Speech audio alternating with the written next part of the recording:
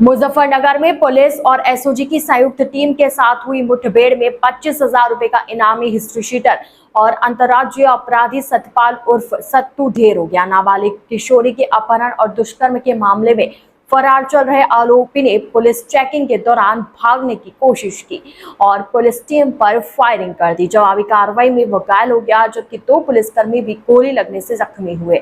आरोपी को अस्पताल ले जाया गया, जहां उपचार के दौरान उसकी मौत हो गई। पुलिस के अनुसार सतपाल पर हत्या, लूट, अपहरण, दुष्कर्म, गैंगस्टर और आर्म्स एक्ट समेत 3 दर्जन से अधिक मुकदमे दर्ज थे। पुलिस ने उसके कब्जे से अवैध हथियार, कारतूस और अन्य सामान बरामद किया।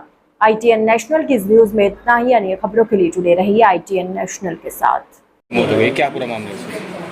देखिए, अब जैसा कि आप जानते हैं कि दिनांक 19/6 को हमारे कचहरी मुजफ्फरनगर से एक लड़की को, जो कि तितावी की रहने वाली थी, ये सतपाल और सत्तू, जो कि चंडीगढ़ का रहने वाला था और वहाँ का HS था, 15A इसका नंबर था HS का।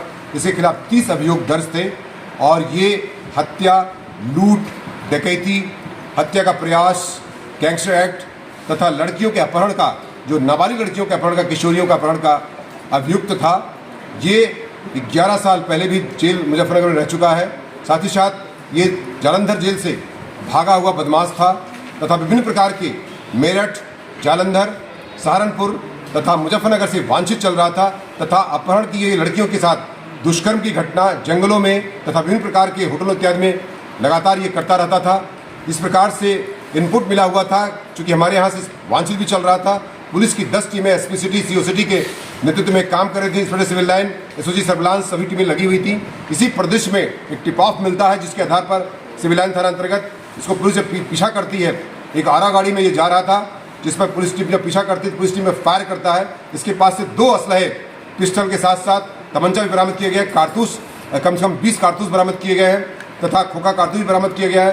साथ ही साथ मैं आपको बता दूं कि इसमें इसके पैर में 2 गोली लगी थी। जब पुलिस ने इसके काउंटर फायर किया, जब से पुलिस ने फायर किया, पुलिस ने सेल्फ डिफेंस में जब फायर किया तो इसके दोनों पैर में गोली लगी थी।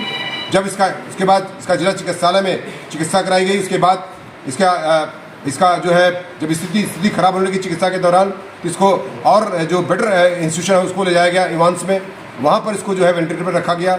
चिकित्सा के दौरान डॉक्टरों द्वारा इसको जो है मृत घोषित कर दिया गया। आज लगभग 1:20 में इसकी मृत्यु हो गई और तदनुसार इसका पंचायत पोस्टमार्टम की कार्रवाई अभी प्रस्तुत चल रही है।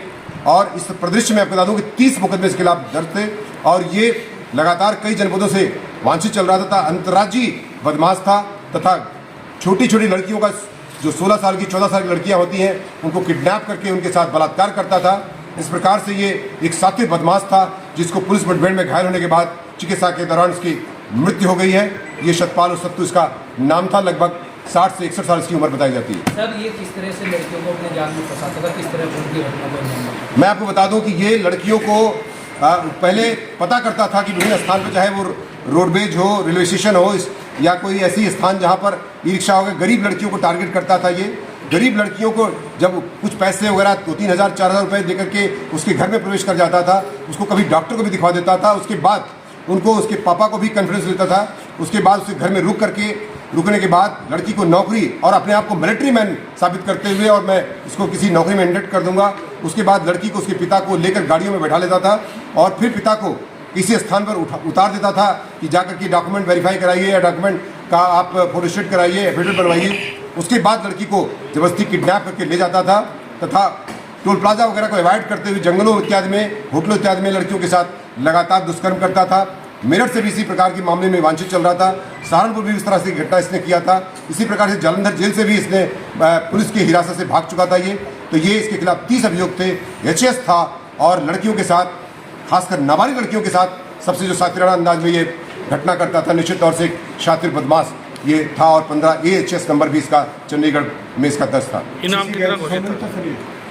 सॉरी, इसी गैंग से संबंधित था। ये इसके बारे में अभी तक जो SP सिटी ने जानकारी की है, छोटा राजन गैंग से भी इसका कनेक्शन बताया जाता है, लेकिन अभी इसकी जांच की जा रही है। साथ ही साथ ये जो है 25,000 रुपये का भी इसके ऊपर इनाम घोषित किया गया था।